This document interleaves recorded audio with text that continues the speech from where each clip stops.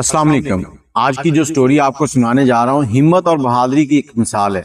एक ऐसा शख्स जिसे आंखों से नजर नहीं आता था और मुसीबतों के पहाड़ ऐसे टूटे कि 2 साल का बेटा जो है वो फौत हो गया, फिर बीवी गिरी है तो उसकी गर्दन की हड्डी टूट गई। एक के बाद एक मसला उनके साथ पेश आया, लेकिन उन्होंने फिर भी हिम्मत नहीं हारी। आपको पूरी स्टोरी सुनाते हैं, सुनने के बाद इस पे अपनी राय जरूर दीजिएगा और शेयर करके दूसरों तक जरूर पहुंचाइएगा ताकि सब इसी तरह से बाहिम्मत हो सके।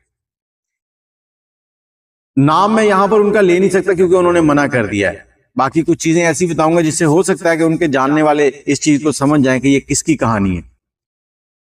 एक घर में बच्चा पैदा होता है, पैदा होते ही उसकी आंखों में काला मोतिया था। वालिदैन को जब पता चला कि हमारा बेटा जो है वो इस परेशानी में मुब्तला है, इसको काला मोतिया है, उसकी वजह से उसकी बिनाई जो है वो इंतहाई कम थी।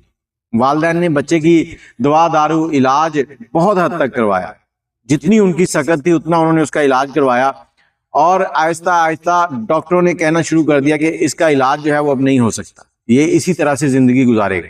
और उसकी आंखों की बिनाई दिन ब दिन और कम होती गई। बच्चा 10 साल की उम्र को पहुंच गया और इस 10 साल के दौरान जो प्यार मोहब्बत दूसरे बहन भाइयों को मिलता था वो उसको नहीं मिला। वो इस एहसास कमतरी का शिकार भी रहता था। 10 साल की उम्र में वालिदैन ने उसके ऊपर एक नेकी की, उसको एक मदरसे के अंदर छोड़ दिया। अब मदरसे में उसने कुरान पाक हिफ्ज करना शुरू कर दिया और चंद ही सालों के अंदर उसने कुरान पाक हिफ्ज कर लिया और 20 साल की उम्र को पहुंचा तो घर वालों ने उसकी शादी का सोच लिया। अब शादी के लिए एक लड़की ढूंढी जिसके साथ उसकी शादी कर दी गई। दोनों मियाँ बीवी की जिंदगी जो है वो हंसी खुशी गुजरने लगी। बीवी जो है शौहर के भी सारे काम करती, घर के काम भी करती, सबका हाथ बटाती और अल्लाह ताला ने इसी दौरान उनको एक बेटे की नेमत से भी नवाजा। बेटा पैदा हुआ तो घर वालों ने शुक्र अदा किया कि बाप का सहारा आ गया। बीवी की जान में जान भी आई कि मेरा भी कोई आखिरी वक्त में सहारा बनेगा जो मुझे देखेगा, मुझे उठाएगा, अपने बाप को उठाएगा। दोनों मियाँ बीवी अपने बेटे से बहुत प्यार करते थे। इसी दौरान बच्चा बीमार हुआ और उसकी डेथ हो गई। अब इनके ऊपर ये पहाड़ ऐसे टूटा जैसे क्यामत होती है कि एक ही बेटा वो भी अल्लाह ने ले लिया। अल्लाह का माल है, अल्लाह जब चाहे दे जब चाहे ले, इससे हमारा इनकार नहीं है, लेकिन फिर भी उनको इस चीज का दुख था। अब इसके बाद एक दिन बीवी जो है वो शहर जा रही थी बाइक के ऊपर और अचानक से वो बाइक से गिरी है। जैसे ही बाइक से गिरी है गर्दन पे चोट लगी है, बेहोश हो गई है। उसके बाद कुछ छोटे मोटे डॉक्टरों को दिखाया गया तो उन्होंने कहा कि इनके मोरे हिल गए गर्दन के, या क्या मसला मसाइल बने। 6 महीने तक वो औरत घर में रही। ये साहब बताते हैं कि घर में पैसे भी थे, सब कुछ था, लेकिन उनका इलाज करवाने वाला कोई नहीं था। शायद सब ये समझ रहे थे कि पहले तो एक अंधा था, अब एक माजूर और हमारे गले पड़ गया है। बेटे की शादी की थी कि उसका सहारा आ जाएगा, लेकिन अब बेटा ही उसका सहारा बन रहा है। बेटा चल फिर तो सकता है लेकिन देख नहीं सकता। बीवी जो चल फिर नहीं सकती लेकिन देख सकती है। 6 महीने से बिस्तर पर थी, ऐसे था कि आज मरी के आज मरी। तो शौहर ने उसका ख्याल किया। उसने कहा मेरे बुरे वक्त में मेरे साथ थी, इसने मेरे घर वालों का ख्याल रखा है, तो अब मेरे घर वाले इसको चेकअप क्यों नहीं करवाते। उसने अपने एक मदरसे के दोस्त को बुलाया, उसे कहा कि यार देखो हम दोनों मियाँ बीवी को तुमने लेके जाना है डॉक्टर के पास, तो हमने इसके टेस्ट करवाने। अब टेस्ट करवाने के लिए उस वक्त शौहर के पास पैसे नहीं है।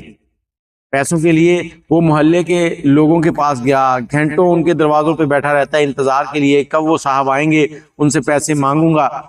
और मैं यहाँ पर ये कहना चाहूंगा कि एक खुददार शख्स के लिए भीख मांगना सबसे गंदा काम होता है, सबसे बुरा काम होता है।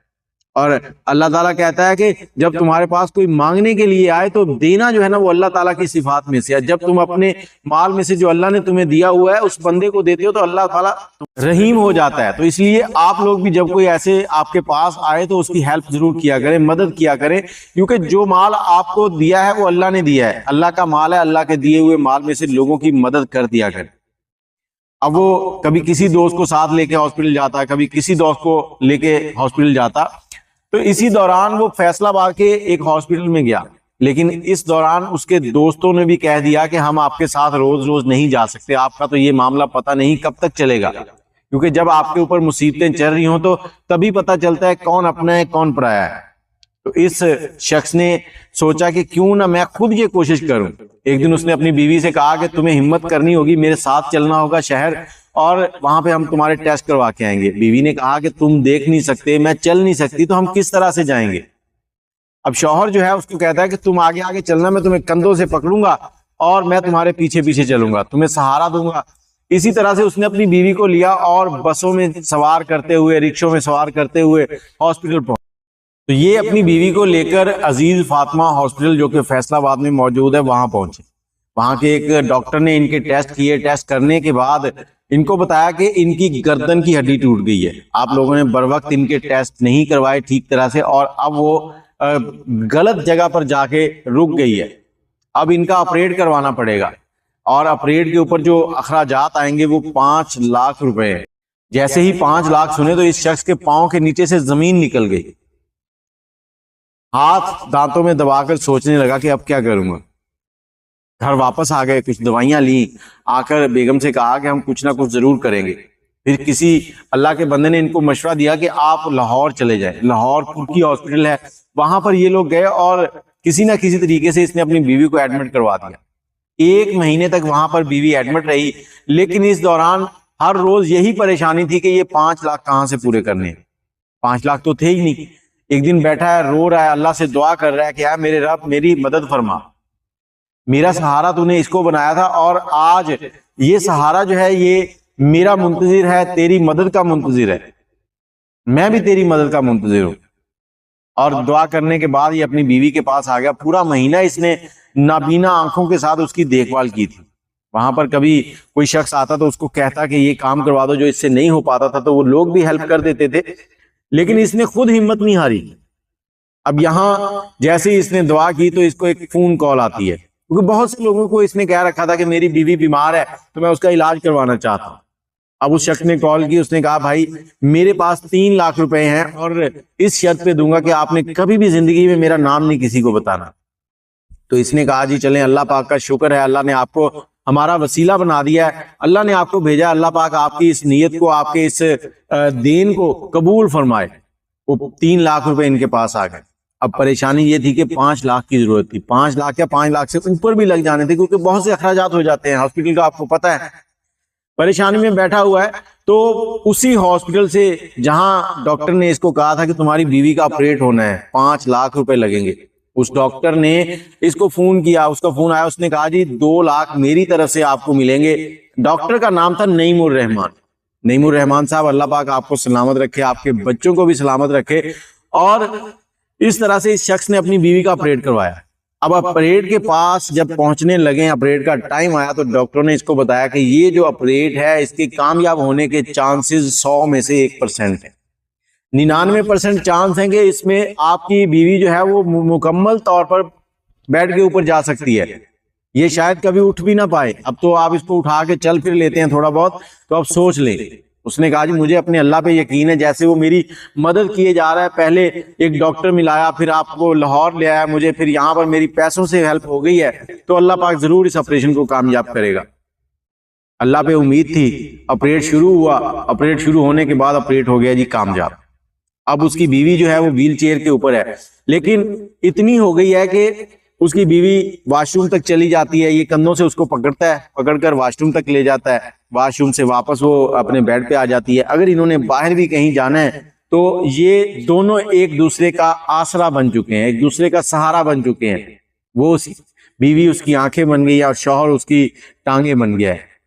کہیں بھی جانا ہے شوہر اس کے ساتھ ہوتا ہے، دونوں ایک دوسرے کو پکڑتے ہوئے چلتے ہیں۔ میں نے آپ کو یہ سٹوری سنائی ہے، اور اس سٹوری سنانے کا صرف اور صرف مقصد یہ ہے کہ اگر آپ کے علاقے میں، آپ کے ارد گرد کوئی ایسا شخص ہے جو اس طرح کی مجبوری کا شکار ہے، میں پھر سے کہوں گا کہ مانگنا جو ہے نا وہ سب سے مشکل ہے اس دنیا کے اندر۔ عزت دار شخص کسی کے سامنے ایسے ہاتھ نہیں کر پاتا، وہ شاید اتنی مجبوری تک پہنچ جاتا ہے کہ جب اس کو لگتا ہے کہ اب میں یہ نہیں کروں گا تو شاید مر جاؤں گا۔ تو آپ لوگ بھی کچھ خیال کیا کریں، اللہ کے دیے ہوئے میں سے دے دیا کریں، یہ نہ سوچا کریں کہ یہ پتہ نہیں اس قابل ہے یا نہیں ہے۔ جب اللہ نے آپ کو دیا، اللہ نے تو نہیں سوچا کہ آپ اس قابل ہو یا نہیں، آپ میں کیا قابلیت ہے جو اللہ نے آپ کو اتنا پیسہ دے دیا ہے؟ کون سی ایسے تیر مارے ہیں آپ نے جو آپ کو اتنی رقم ملی ہے؟ اللہ کی دی ہوئی دولت ہے، یہ پتہ نہیں ہے صبح ہے شام کو نہیں ہے، کیا پتہ یہاں سے جا رہے ہو آپ بھی کسی حادثے کا شکار ہو جائے اور ساری دولت آپ پہ لگ جائے اور آپ پھر بھی چل پھر نہ سکو۔ اللہ کا شکر ادا کیا کرو، اللہ سے معافی مانگا کرو اور اللہ کے بندوں کی مدد کیا کرو۔ اللہ کو اپنے بندوں کی مدد کرنے والا انسان بہت پسند ہے۔ باقی اپنی رائے کمنٹ میں ضرور دیجیے گا، اور سلام اس ڈاکٹر کو دوبارہ سے، نعیم الرحمان صاحب کو، اور مجھے اجازت دیں، دعاؤں میں یاد رکھیے گا۔ اگر آپ کے پاس بھی اس طرح کی کوئی سٹوری ہو تو ہمیں ان باکس کر سکتے ہیں، دعاؤں میں یاد رکھیے گا۔ اللہ حافظ۔